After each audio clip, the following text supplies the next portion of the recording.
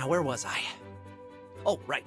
We've just humiliated the Empire, who probably had reserves waiting somewhere close by. We realized we needed to get off Zinkenstill. Fast. The Empire was not going to rest while Lyria was on the loose, and I figured that since we shared a life force now and all, it was in everyone's best interests if we stayed together. Plus, I'd always wanted to explore the far reaches of the skies, though doing it on the run, not what I had in mind. There was so much to think about, so much to decide. But all those plans could come after we had escaped Zinkenstill. I didn't want a whole army, this time with, 30 Hydras marching on my home island. And, well, I had another, more personal reason for wanting to leave. Before I knew it, our journey was at an end. The end. As in, we'd reached the end of the skies. My son, I'm waiting for you on Estalucia. I thought about Dad's letter. I missed him. When I was young, he would take me to the edge of the island, and we'd sit there, admiring the clouds. I wanted so badly to explore those skies, just like Dad. I had to see him again. And now, I wouldn't have to make that journey alone. With Vern, Lyria, and Catalina at my side, we commandeered a small Imperial craft and set out for the greatest of destinations, Estalucia.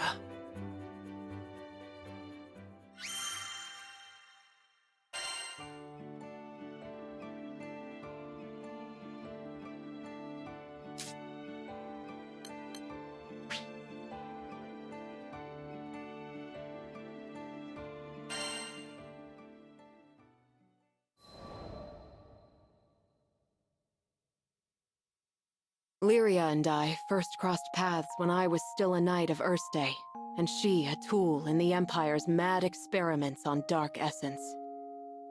So you're Lyria. I was appointed to stay by her side as both captor and guardian. She reminded me of a beautifully crafted puppet, never moving or speaking unless commanded. Her expression was fixed, and her eyes were bright, but cold, as if made of glass. Moved to pity, I wanted at the very least to light a smile on her face. But I may as well have been talking to a doll. I couldn't find the part of her that was alive. It wasn't until many days had escaped us that I realized Lyria was a real girl with a feeling soul. She simply didn't know how to act like one. So, I taught her to laugh when she felt joy, and cry when she felt sadness. Through books and reverie, I taught her to long for the outside world, and when colors on a page were no longer enough, I took her hand and led her to the roof of the military base. The illustrations Lyria had seen were lovely, but the sky now stretching above her was boundless and so luminous that it drew forth tears. And finally, her blue eyes shone, as if they were two patches of sky lit by a sun from within her. That sun melted my heart. There, with the open air as our witness, I made her a promise. Someday, we'll sail this endless world together. I swear it.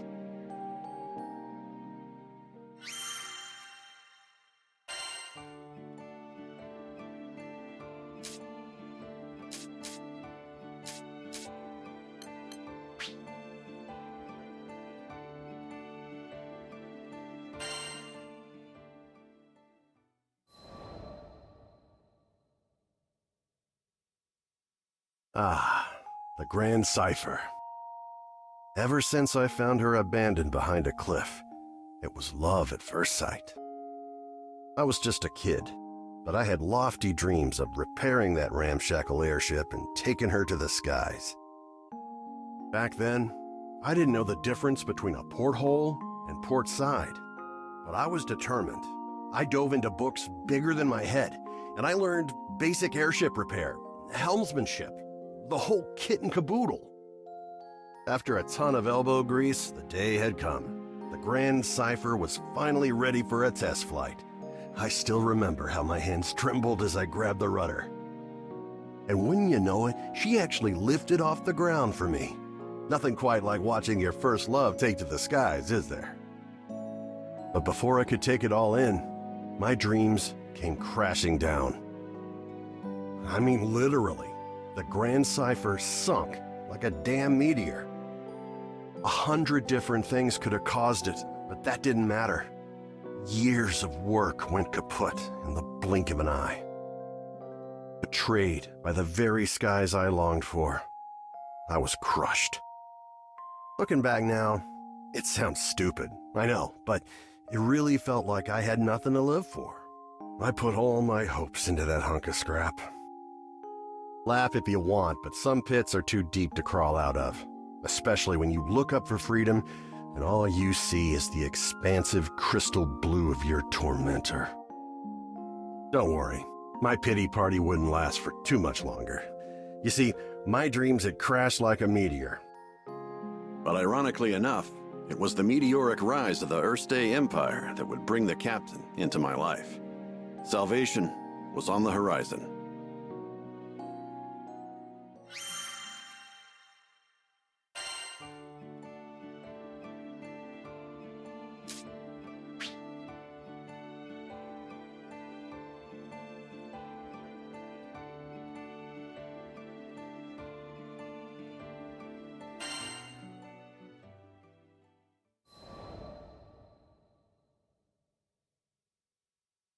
A few years before I met the crew, I lost my parents to an epidemic. I mourned their deaths for who knows how long. I could barely even bring myself to face reality each morning. With no living relatives in vaults, I was like a ship adrift at sea. I had nowhere to go and nowhere to belong. Until one day, my master reached out his hand to me.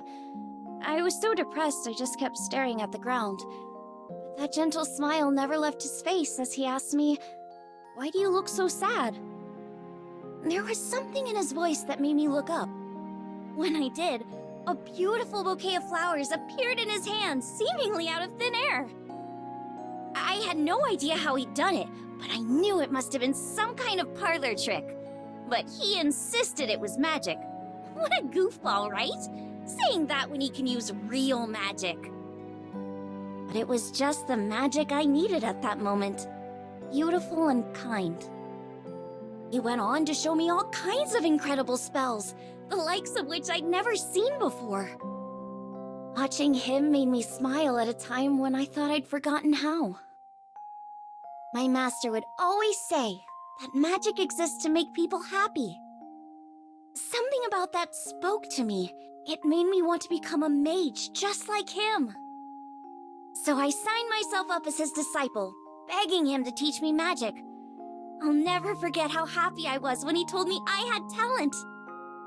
After all, if he was right, that meant I had the potential to make people smile too.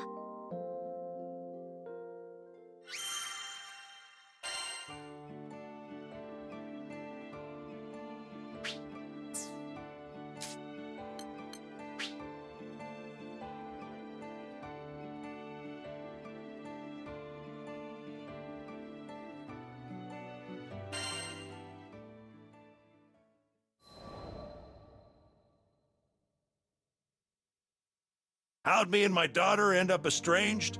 Well, the first thing you need to know is that my wife was stricken by a terminal illness. I refused to listen to the doctors. Terminal my foot. Even if there was no cure in Auguste, surely there ought to have been something in other lands. And so, I left my family at home, crisscrossing the skies looking for a cure. Got into a lot of adventures along the way, and somehow ended up making a name for myself. But no matter how far and wide I traveled, the cure eluded me. And while I was away, my wife, she breathed her last. I wasn't there for her when she needed me most. I never even got the chance to say goodbye. Regret and self-loathing crashed over me in never-ending waves, threatening to pull me under. You can't even begin to imagine the pain. And there was nothing I could do about it. It was all my fault. My daughter spent countless days looking after her sick mother, fighting off fear and dread. It's not hard to imagine why she hates me. She must have asked herself time and again, why was her father gallivanting across the skies while his family suffered? By the time I finally came home, she was long gone. There were no other relatives to turn to. The only family she'd known was no more. All I could do was stand, dazed and helpless, in the cold, empty shell of the home we'd made.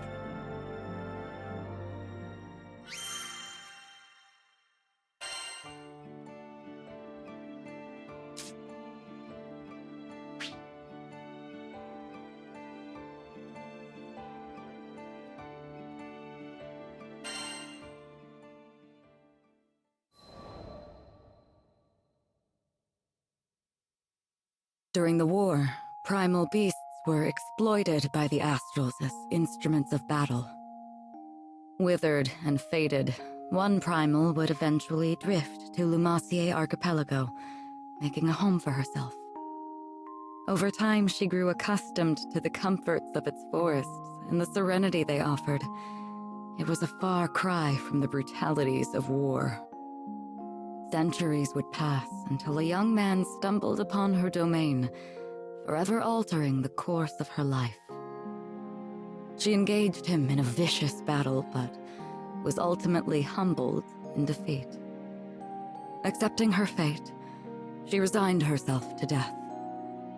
However, the man would sheath his blade and, to her surprise, asked if she would join him on a journey across the skies. A primal beast was supposedly no more than an astral weapon. Beings born to be controlled, manipulated, and ill-used since time immemorial. She had never entertained the idea of something more. In fact, she hardly had a name for herself. Well, she did have a moniker, but it was a meaningless one, whose sole purpose was to identify her as a weapon. Perhaps out of pity, perhaps out of kindness, the man bestowed upon her a new name. It was from that moment she would truly blossom. Rosetta. It was his gift to her, one she would treasure and love for eternity.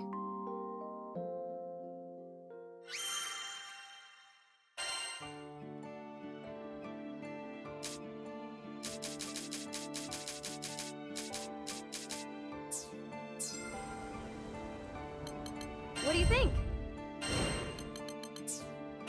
This one, yes?